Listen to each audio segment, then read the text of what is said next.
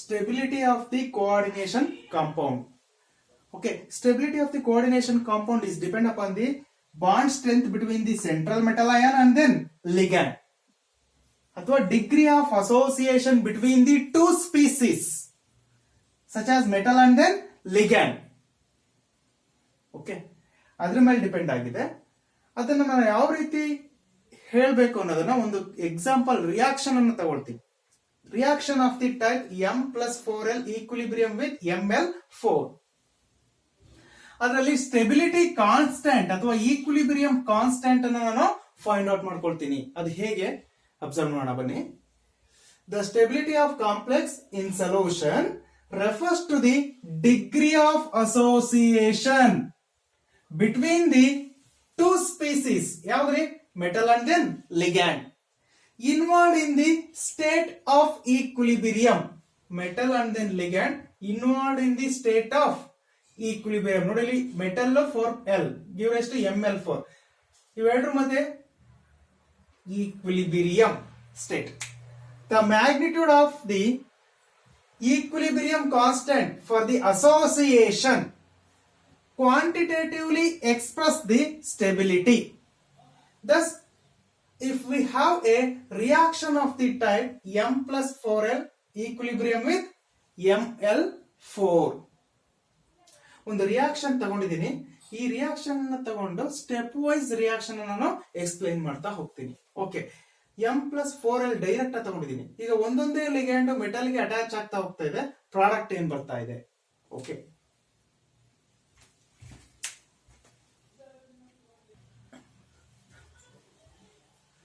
reaction takes place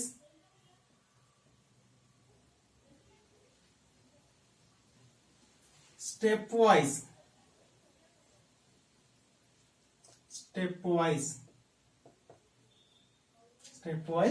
as follows. Stepwise as follows. Okay, ನೋಡಿ ಇಲ್ಲಿ metal 4L already direct main reaction. ಇದು main reaction. ನಾನು 1 by 1 ತಗೊಳ್ತಾ ಹೋಗ್ತೀನಿ. ಫಸ್ಟ್ ಮೆಟಲ್ ಇದೆ ಪ್ಲಸ್ 1 ಲಿಗ್ಯಾಂಡ್ ಅಟ್ಯಾಚ್ ಆಗ್ತಾ ಇದೆ. Ligand equilibrium with Ml. M+L give rise to Ml. This is equilibrium. Equilibrium ಏನಿರುತ್ತೆ? This is forward and then backward. ಎರಡೂ ಕೂಡ ಏನಾಯ್ತು? ಸೇಮ್ ಪ್ರಪೋರ್ಷನ್ ಇದೆ, same concentration. That we indicate as an equilibrium ಅಂತ indicate ಮಾಡ್ತೀವಿ. Okay,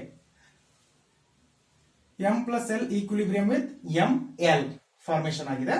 ಇದರ equilibrium constant ಅಥವಾ stability constant ಅನ್ನ ಹೇಳ್ತಕ್ಕಂಥದ್ದು. Stability constant we indicate an K1 equal to concentration of product divided by concentration of the reactant. Product ಏನಿದೆ? Concentration of M into L divided by concentration of M into concentration of L. Concentration of M into concentration of L. Okay, this is first one, stability constant. Next, Ml plus Ml ಮತ್ತೆ ತಗೊಂಡಿದ್ದೀನಿ. Next another ligand entry ಆಗ್ತಾ ಇದೆ, second ligand. ಇಲ್ಲಿ totally 4 ligand attach ಆಗಿದೆ central metal ಗೆ. Direct ಆಗಿ Ml4 ಬರ್ತಿದ್ದೀನಿ. ಇಲ್ಲಿ ಒಂದೊಂದೇ ಲಿಗ್ಯಾಂಡ್ ಮೆಟಲ್ ಗೆ ಅಟ್ಯಾಚ್ ಆಗ್ತಾ ಹೋಗ್ತಾ ಇದೆ. ಫಸ್ಟ್ 1 ಲಿಗ್ಯಾಂಡ್ ಅಟ್ಯಾಚ್ ಆದಾಗ ಸ್ಟೆಬಿಲಿಟಿ ಕಾನ್ಸ್ಟೆಂಟ್ ಇಷ್ಟು ಬಂತು. ಈಗ next Ml next ligand attach ಆಗ್ತಾ ಇದೆ Ml2. K2 is equal to concentration of Ml2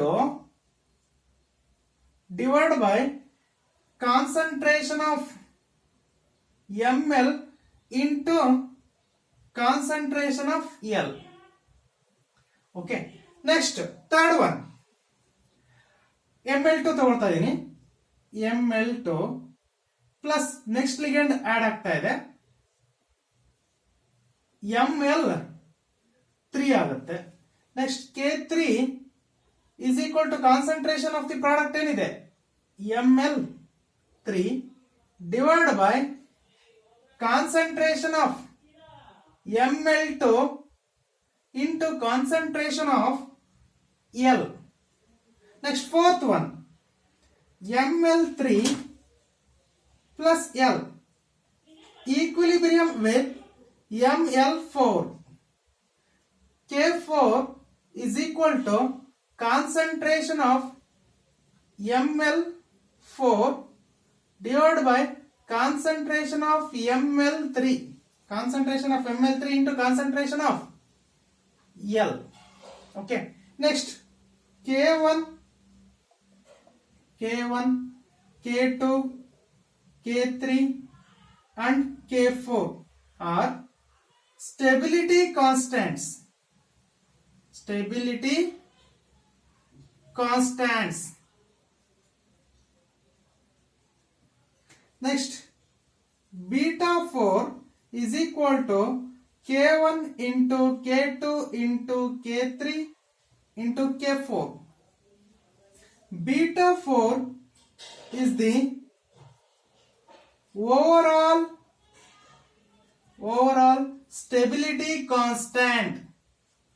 Overall stability constant. Direct ಆಗಿ ನಾನು ಬೀಟಾ 4 ಅಂತ ಬರ್ಕೊಂತೀನಿ. K1, K2, K3, K4 overall stability constant. We indicate as an beta 4.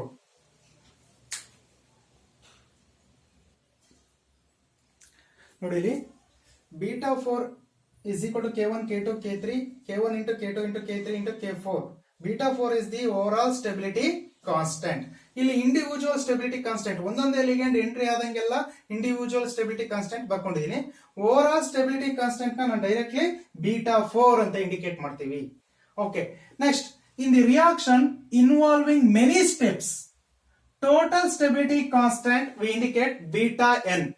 ಇಲ್ಲಿ only up to 4 ಅಲ್ಲ, 4 ಲಿಗಂಡ್ಸ್ ಅಲ್ಲ, 4 ಲಿಗಂಡ್ಸ್ ಗಿಂತನೂ ಹೆಚ್ಚಿಗೆ 5, 6, 7 up to n times ಅಂತ ಅನ್ಕೋಣ. ಆ ತರ ಇದ್ದಾಗ ಮೆನಿ ಸ್ಟೆಪ್ಸ್ ಅಲ್ಲಿ ಇನ್ವಾಲ್ವ್ ಆಗ್ತಾ ಇತ್ತು ಅಂದ್ರೆ generally we indicate as beta n is equal to K1 into K2 into K3 into K4 so on Kn. Reaction involving in many steps. ನೋಡಿ ಇಲ್ಲಿ ಓನ್ಲಿ 4 ಸ್ಟೆಪ್ಸ್ ಅಲ್ಲಿ ಇನ್ವಾಲ್ವ್ ಆಗಿದೆ. 4 ಸ್ಟೆಪ್ಸ್ ಗಿಂತನೂ ಇನ್ನೂ ಜಾಸ್ತಿ ಇನ್ಕ್ರೀಸ್ ಆಗ್ತಾ ಹೋಗ್ತಾ ಇದೆ. ಇಲ್ಲಿ ನಂಬರ್ ಆಫ್ ಲಿಗ್ಯಾಂಡ್ ಕೂಡ ಇನ್ಕ್ರೀಸ್ ಆಗ್ತಾ ಹೋಗ್ತಾ ಇದೆ. ಆಗ generally we indicate as an beta N. The magnitude of stability constants beta n for association between the two species. ಯಾವುದು ಅಸೋಸಿಯೇಷನ್ ಆಗ್ತಾ ಇದೆ? ಮೆಟಲ್ ಅಂಡ್ ದೆನ್ ಲಿಗ್ಯಾಂಡ್ ಏನಾಗ್ತಾ ಇದೆ? Association. Quantitatively express the stability.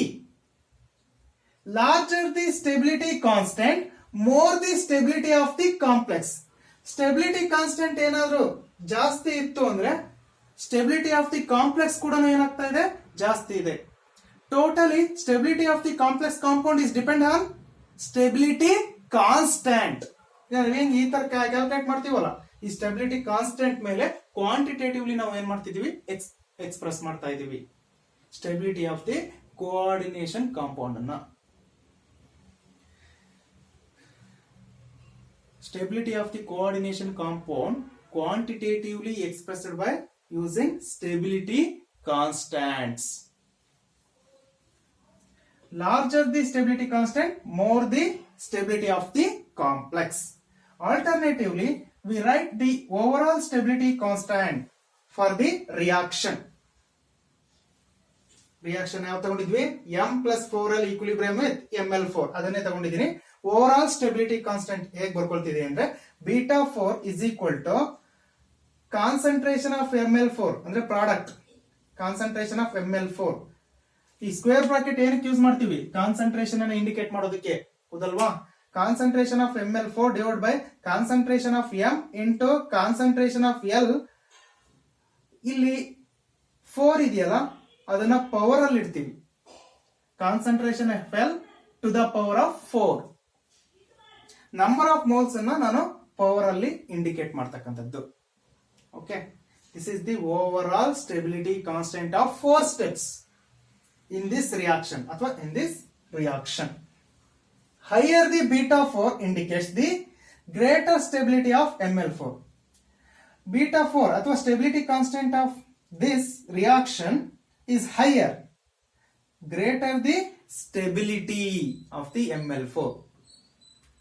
Stability constant ಜಾಸ್ತಿ ಇತ್ತು ಅಂದ್ರೆ stability of the ML4 ಕೂಡ ಜಾಸ್ತಿ ಇರುತ್ತೆ.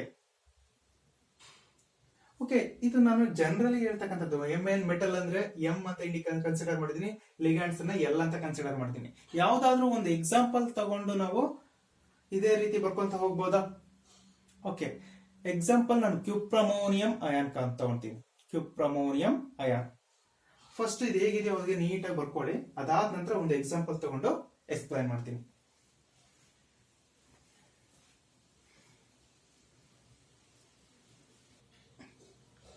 Okay, next, let us consider the steps involved in the formation of the complex CuNH3 4 2+. Okay, formation of tetraamine copper 2. Okay, ಇದು ತಗೊಳ್ತಾ ಇದ್ದೇನೆ reaction. ಒಂದೊಂದೇ ಸ್ಟೆಪ್ಸ್ ನೋಡಿ. ಇಲ್ಲಿ already 4 ligands attached to the central metal ion. ನಾನು ಒಂದೊಂದೇ ligand ಅನ್ನ attach ಮಾಡ್ತಾ ಇದ್ದೀನಿ. Copper 2+ plus NH3, first ligand attached to the central metal ion. Okay, equilibrium with CuNH3 2+. Okay, ಹಾಗಾದ್ರೆ equilibrium constant K1 equal to concentration of copper NH3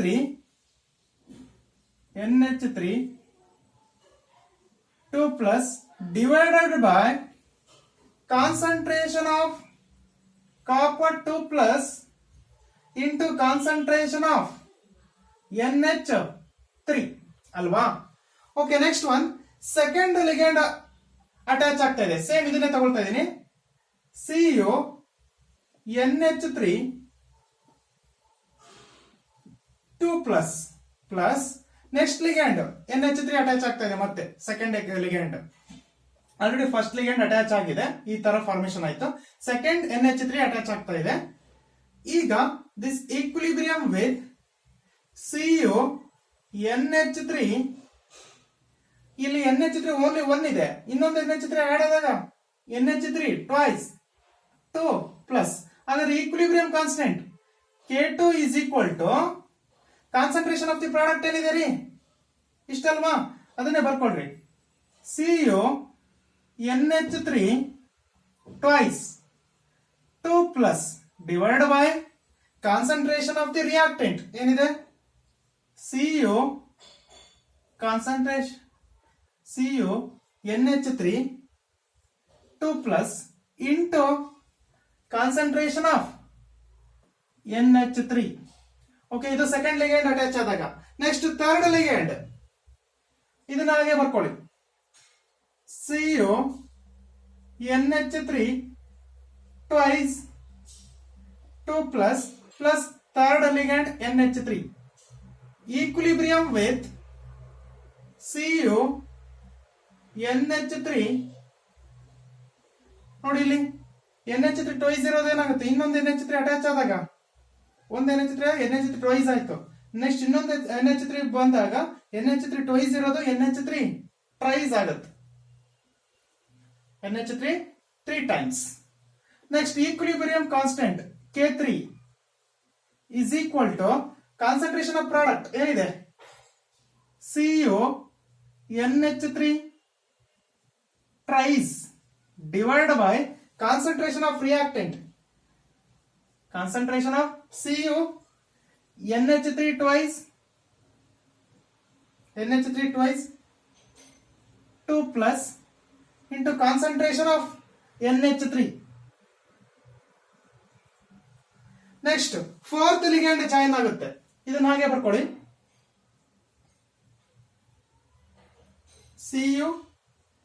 CuNH3 tries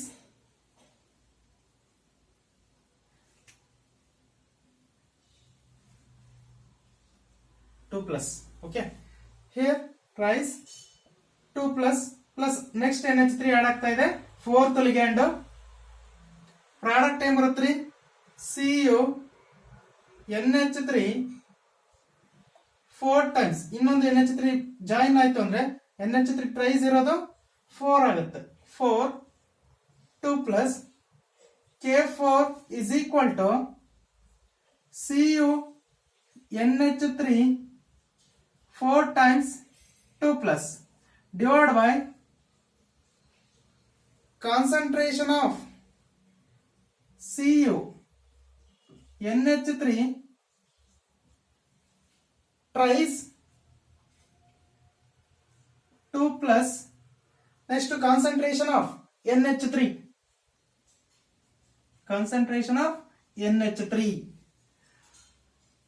ಈ reaction ಗೆ stability constant ಇದು. This reaction stability constant, third stability constant, fourth stability constant. Main reaction ಏನ್ ಬರುತ್ತೆ, ಇದು ಬಂದಿರುತ್ತೆ, product ಇದ್ದಾರ ಬರುತ್ತೆ. ಒಂದೊಂದೇ ಲಿಗ್ಯಾಂಡ್ ಜಾಯಿನ್ ಮಾಡ್ದಂಗೆಲ್ಲ ಸ್ಟೆಬಿಲಿಟಿ ಕಾನ್ಸ್ಟೆಂಟ್ ಏನಾಯ್ತು, ಚೇಂಜಸ್ ಆಗ್ತಾ ಇದೆ. Over all stability constant of this reaction, main reaction ಯಾವ್ದ್ರಲ್ಲಿ ಬರ್ಕೊಂತೀವಿ, beta 4 is equal to K1 into K2 into K3 into K4. This will indicate as an overall stability constant ಬರಿಬೇಕು. Okay, ಅದನ್ನೇ ನಾವು direct reaction ಎಲ್ಲ ಬರೆಯೋದಾದ್ರೆ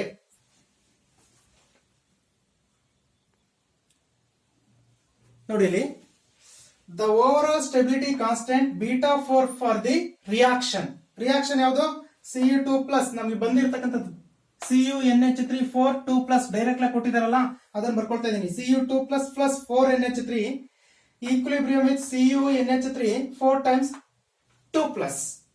this is the overall reaction. Total 4 reaction ಏನಿದೆಯಲ್ಲ ಅದು overall reaction ಬರ್ಕೊಂಡಿದ್ದೀನಿ. ಇದಕ್ಕೆ overall stability constant beta 4 is equal to product concentration of product ಏನಿದೆ CuNH3 4 2 plus ಅಲ್ವಾ, concentration of product divide by concentration of reactant ಯಾವ್ದಿದೆ, concentration of Cu2 plus into concentration of NH3 power ಅಲ್ಲಿ ಈ coefficient ಏನಿದೆಯಲ್ಲ 4 ಅದನ್ನ power ಅಲ್ಲಿ ಇಡಬೇಕು. This is the overall stability constant of the cupramonium ion. If stability constant of this increases, stability of cupramonium also increases. Totally stability of this complex depends on the stability constant.